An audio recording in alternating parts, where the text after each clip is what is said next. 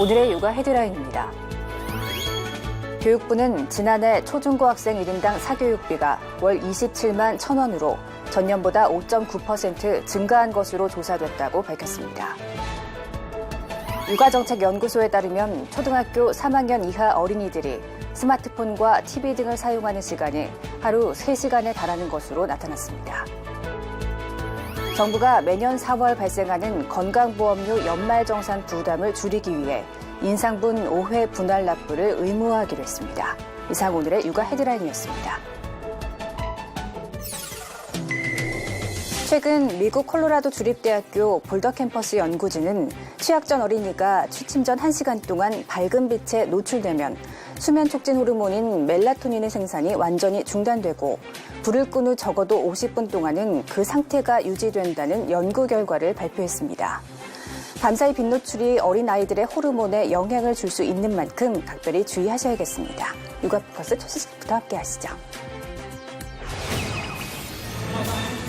교육부는 지난해 초중고학생 1인당 사교육비가 월 27만 1,000원으로 전년보다 5.9% 증가한 것으로 조사됐다고 밝혔습니다. 교육부가 통계청과 실시한 조사에 따르면 1인당 월 평균 사교육비는 5년 연속 증가세를 이어가며 역대 최고치를 기록했습니다. 고등학생은 28만 4,000원으로 전년보다 8.4% 늘었고 중학생은 5.7% 증가한 29만 1,000원, 초등학생은 4.8% 늘어난 25만 3,000원으로 집계됐습니다.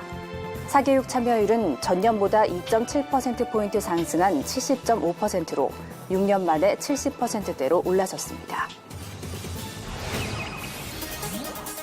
초등학교 3학년 이하 어린이들이 스마트폰과 TV 등을 사용하는 시간이 하루 3시간에 달하는 것으로 나타났습니다. 육아정책연구소가 지난해 만 3세에서 5세 유아와 초등학교 1에서 3학년 아동을 기르는 어머니 706명을 조사한 결과 자녀의 하루 평균 미디어 이용 시간은 177분이었습니다. TV 시청이 102분으로 가장 많았고 스마트폰 사용이 55분, 컴퓨터 사용은 20분이었습니다. 매년 4월이면 명목상 월급이 늘어도 실제로는 봉투가 더 얇아집니다. 건강보험료 연말정산 때문인데요. 앞으로는 이 부담이 좀 줄어들게 됐습니다. 정부가 건보료 인상분 납부 부담을 줄이기 위해 5회 분할 납부를 의무화하기로 했습니다. 4월마다 직장인들은 일명 건강보험료 폭탄을 맞습니다. 매년 1월 근로소득세 연말정산처럼 전년도 임금 변동에 따라 오르고 내리는 건보료를 이때 정산하기 때문입니다. 그런데 직장인 60% 정도는 임금이 올라 정산보험료를 더 내는 일이 발생합니다. 실제 지난해 정산 결과 직장인들은 평균 13만 3천 원을 추가 납부했습니다. 정산보험료가 직장인 한 달치 평균 보험료 10만 원보다 30% 이상 많았습니다. 이렇게 정산보험료는 만만치 않은데 한꺼번에 내야 하니 납부 부담이 큰 것은 물론이고 건보료율이 매년 오르는 게 아니냐는 오해까지 낳고 있는 실정입니다. 이런 문제를 해소하기 위해 정부가 올해부터 추가 납부해야 할 정산보험료가 한 달치 보험료보다 많으면 5회로 나눠내도록 하는 분할 납부제를 도입합니다. 지금도 분할 납부제가 있지만 미리 신청해야 하는 번거로움 탓에 유명무실했는데 올해부터는 조건에 맞으면 자동으로 분할 납부하도록 하는 겁니다. 정부는 또 건보료를 더 내야 하는 직장인이 원하면 지금처럼 한꺼번에 낼 수 있도록 하고 부담을 줄이고자 할 경우 10번까지 나눠낼 수 있도록 했습니다. 요양병원은 2011년 988곳에서 5년 만에 400곳 넘게 늘었습니다.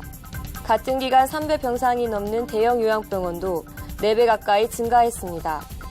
인구 고령화의 영향으로 환자 수요가 커졌기 때문입니다. 전체 보건의료기관 수는 9만 곳, 면허 등록자 수는 의사가 11만 8천 명, 간호사 35만 6천 명으로 조사됐습니다. 특히 전체 병상 수와 의료장비 보유량은 경제협력개발기구, OECD 평균보다 2~3배 가까이 높은 수준인 것으로 나타났습니다. 하지만 지역별 의료 격차는 여전했습니다. 환자가 거주 지역 안에서 입원 진료를 받는 비율인 자체 충족률은 부산과 대구가 89.6%로 가장 높았습니다. 하지만 종합병원이 없는 세종을 제외하면 경북과 충남, 전남은 60%대에 불과했습니다. 이 지역에 사는 10명 중 4명은 아픈 몸을 이끌고 다른 지역으로 향한다는 뜻입니다. 특히 치료가 어려운 전문진로 질병일 경우 서울과 대구, 부산 등 일부 대도시로 환자 쏠림 현상이 더욱 두드러졌습니다. 지난해 환자는 근골격계 질환자가 200만 명으로 가장 많았고 소화기 호흡기계 환자가 뒤를 이었습니다. 최근 날씨가 많이 풀리면서 식중독을 조심하셔야겠습니다. 앞서 기세를 떨친 노로바이러스가 물러가기도 전에 세균에 의한 식중독이 유행 조짐을 보이고 있는데요. 따뜻한 날씨 탓에 바다에서는 폐류성 독소까지 한 달 일찍 검출됐습니다. 지난 겨울 기세가 무서웠던 노로바이러스가 날씨가 풀린 지금까지도 여전히 기승입니다. 겨울철에 유행하다 이맘때면 기세가 한풀 꺾이던 예년과 달리 올해는 평소보다 2~3배 환자 수가 많습니다. 침이나 콧물만으로 쉽게 감염될 정도로 전염성이 높습니다. 노로바이러스의 기세가 꺾이기도 전에 날씨가 풀리면서 퍼프리젠스균에 의한 식중독 역시 주의 대상으로 떠올랐습니다. 최근 5년 동안 90건 감염으로 환자 수만 3,100명이 넘습니다. 대표적인 게 봄 식중독입니다. 절반 이상이 3월과 5월에 집중 발생합니다. 게다가 최근 기온과 수온이 오르면서 부산과 거제산 홍합에서 마비성 폐류독소가 기준치보다 3배 넘게 검출되기도 했습니다. 예년보다 한 달 가까이 빠른 것입니다. 폐류독소 식중독에 걸리면 입 주변이 마비되거나 구토, 호흡곤란이 발생하는데 끓이거나 얼려도 독소가 파괴되지 않아 먹지 않는 게 최선입니다. 전문가들은 식중독 예방을 위해 음식을 실온에서 방치하지 말고 조리도구를 자주 소독해야 한다고 조언했습니다.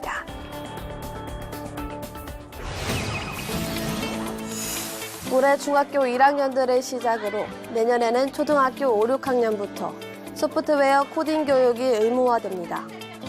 2015 개정 교육과정에 따라 중학교의 경우 기존의 정보 과목 수업에서 초등학교는 실과 시간에 코딩 교육을 받게 되는 겁니다. 교육부는 코딩 교육을 강화하는 차원에서 초중고 1,600곳을 연구 선도학교로 지정했습니다. 연구 선도학교에서는 정해진 교과 수업 시간 외에도 창의활동 시간과 방과 후 학교 시간에 코딩 교육 프로그램이 운영됩니다. 이들 학교에는 연간 1,000만 원의 예산이 지원되는데 올해부터 코딩 교육이 필수인 중학교의 경우 전체의 30%가량인 456곳이 지정됐습니다. 코딩 교육이 필수화됨에 따라 예비교사를 포함해 교원들을 대상으로 한 교육도 실시됩니다. 올해 교대 신입생부터는 소프트웨어 교육 과목을 반드시 이수해야 합니다. 현재 대부분 교대에서 컴퓨터 관련 필수 이수 학점이 3학점 내외인데다 내용도 소프트웨어가 아닌 컴퓨터 단순 활용에 맞춰져 있다는 지적을 반영한 겁니다. 현직 초등학교와 중학교 교원들은 소프트웨어 직무 연수를 받습니다. 초등학교는 전체 교원의 30%에 해당하는 6만 명이, 중학교는 정보 컴퓨터 교사 자격증을 소지한 8천여 명 모두가 올해까지 연수를 받게 됩니다. 날씨가 따뜻해지면서 최근 꾸벅꾸벅 조는 분들 주위에 많으실 겁니다. 이맘때면 찾아오는 피로 증상인 춘곤증 때문인데요. 갑자기 바뀐 계절에 몸이 적응할 수 있도록 균형 잡힌 생활을 하는 게 도움이 된다고 합니다.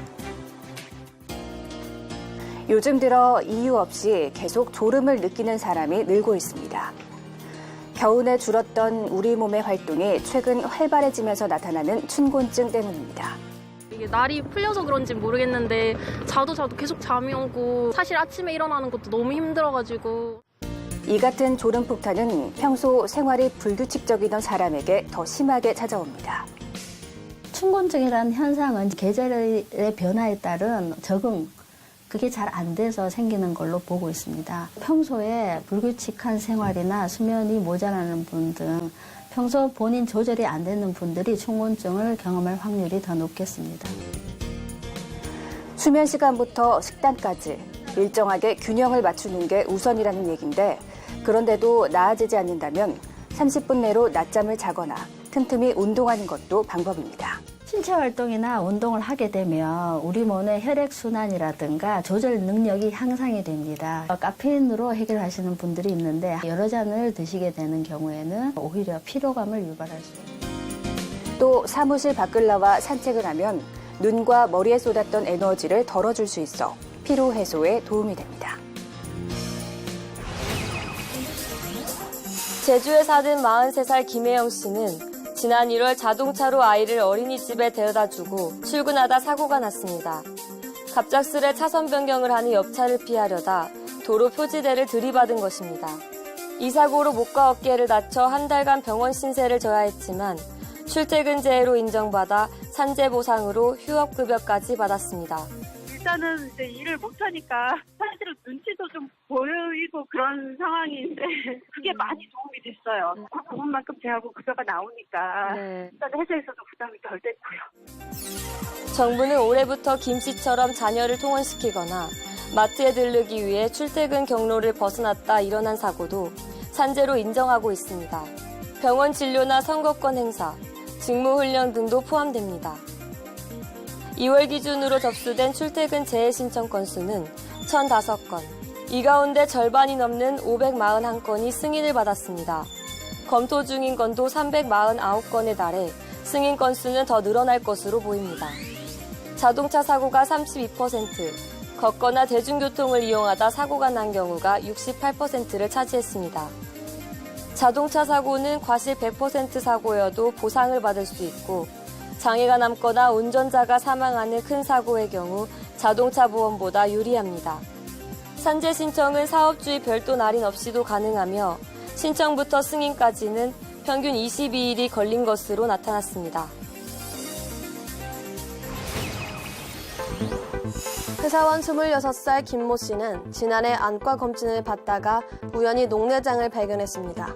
나이가 들거나 눈이 아픈 사람만 걸린다고 생각했지 자신이 환자가 될 줄은 꿈에도 몰랐습니다. 불편하고 뭐 눈이 아프거나 그런 건 없었기 때문에 몰랐었는데 이번에 이제 검사하게 되면서 뭐 안압이 정상인 경우에도 이게 나이가 어린 경우에도 다 걸릴 수 있다는 거를 알게 된 것 같아요. 녹내장을 제때 치료하지 않으면 점차 시야가 좁아지다 결국 시력을 잃게 됩니다. 환자가 시력 약화는 물론 높은 안압 탓에 두통이나 구토 증상을 호소하기도 하는데 한 해 환자가 80만 명 넘게 생길 정도로 흔합니다. 하지만 성인 10명 중 7명은 녹내장의 증상을 모른다고 답했습니다. 한 번도 검진받은 적이 없다는 응답자도 85%에 달했습니다. 여러 가지 위험 요인들이 있는데 제일 대표적인 건 안압이 높은 것이고요. 그다음에 나이가 많이 드는 거, 고도근시, 녹내장의 가족력, 고혈압, 당뇨 같은 것들이 있습니다. 따라서 그러한 요인들이 있다면은 본인 증상이랑 상관없이 녹내장이 있는지 없는지 확인하는 것이 필요하겠습니다. 전문가들은 녹내장은 완치가 어려워 초기 발견이 중요한 만큼 1년에 한 번씩은 검진을 받아야 한다고 권고했습니다. 요즘 들어 밤을 두려워하는 사람들이 늘고 있습니다. 분명히 몸은 피곤한데 잠은 오지 않는 불면증 때문입니다. 이제 봄이 와서 잠을 일찍 자고 일찍 깨야 되는 새로운 리듬에 우리 몸을 맞추는 노력들을 해야 되는데 이게 사실 쉽지가 않거든요. 불면증이 더 많이 발생하게 됩니다. 지속될 경우에는 우울증이나 불안증, 기력 저하 그런 어떤 심리적인 문제들이 이처럼 수면 부족을 호소하는 사람들은 5년 만에 14만 명가량 늘어 55만 명에 달했습니다. 특히 생체 리듬이 깨지기 쉬운 3월에 불면증 환자가 많았습니다. 국민 전체로 봐도 심각한데 한국인의 하루 평균 수면 시간은 OECD 평균보다 40분이나 짧은 7시간 41분으로 OECD 회원국 중 최하입니다. 불면증을 예방하기 위해선 평일과 주말을 가리지 않고 일어나는 시간과 잠자는 시간을 일정하게 맞추는 게 기본입니다. 수면제를 통해서 해결하려고 하는 노력들을 하시기도 하는데 그건 좋은 방법이 아니고요. 무엇보다 내 몸의 리듬을 잡아주는 노력을 하셔야 되는데요. 즉 아침에 가능하면 햇볕을 많이 보시고 그리고 낮잠을 금하는 노력들을 하시면 특히 밤에는 스마트폰을 비롯해 각종 전자기기의 빛을 피하는 게 중요하다고 전문가들은 조언합니다. 이와 함께 낮에 산책을 하는 등 활동량을 늘려 밤에 자연스럽게 잠이 오도록 만드는 것도 방법입니다.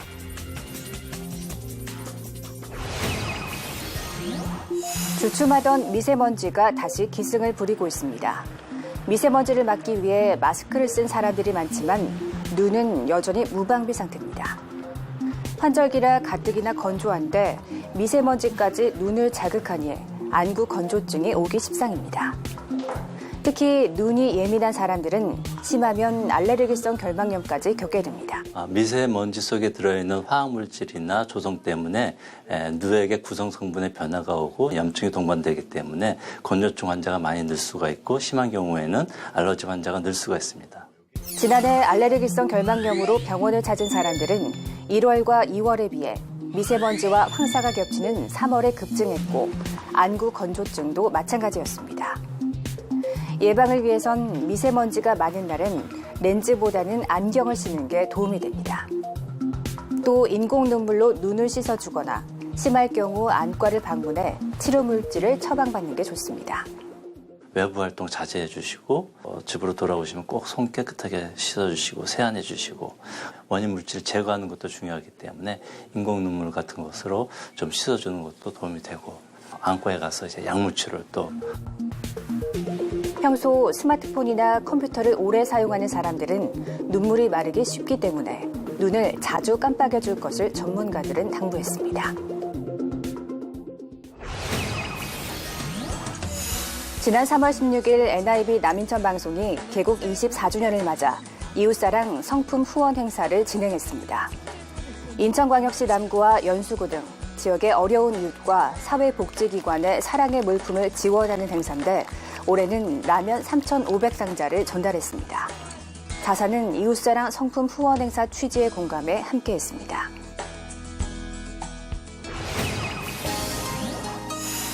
지난 3월 12일 국회의원 회관에서 이혼 후 배우자 부양제도 도입을 위한 정책 간담회가 열렸습니다. 이날 정책 간담회는 김삼화 국회의원과 한국법제연구원, 한국여성정책연구원이 공동 주최했습니다. 이날 간담회에서는 현행법상 유책주의를 기반으로 하는 이혼제도 법령을 파탄주의로 전환하는 등의 내용이 제시됐습니다. 현수회 교수는 발제를 통해 파탄주의로 적극적으로 전환하기 위해서는 대법원 판결처럼 이혼 후 부양제도와 같은 상대방 배우자를 보호해줄 만한 새로운 제도가 필요하다고 밝혔습니다. 이어진 토론에서 조주훈 입법조사관은 파탄주의 도입으로 평화로운 이혼이 가능한 것을 보여주는 해외 사례와 홍보가 뒷받침돼야 한다고 밝혔습니다. 간담회를 주최한 김삼화 의원은 파탄된 혼인의 경우 이혼 후 배우자 부양제도 도입을 통해 개개인의 행복 추구권이 담보될 수 있을 것이라 본다고 밝혔습니다.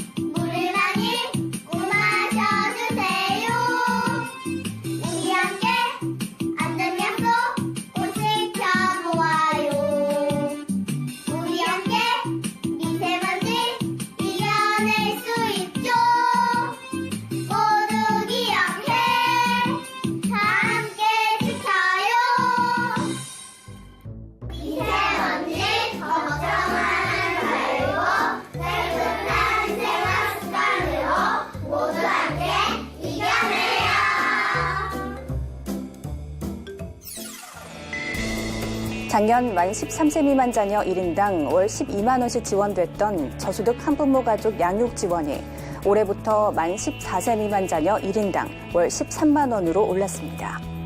청소년 한부모의 경우 월 17만 원이었던 아동 양육비가 월 18만 원으로 상향 조정되었다고 하니까요. 지원 조건에 해당되는 분들은 꼭 확인해 보시길 바랍니다. 육아포커스 마칩니다. 시청해주신 여러분 고맙습니다.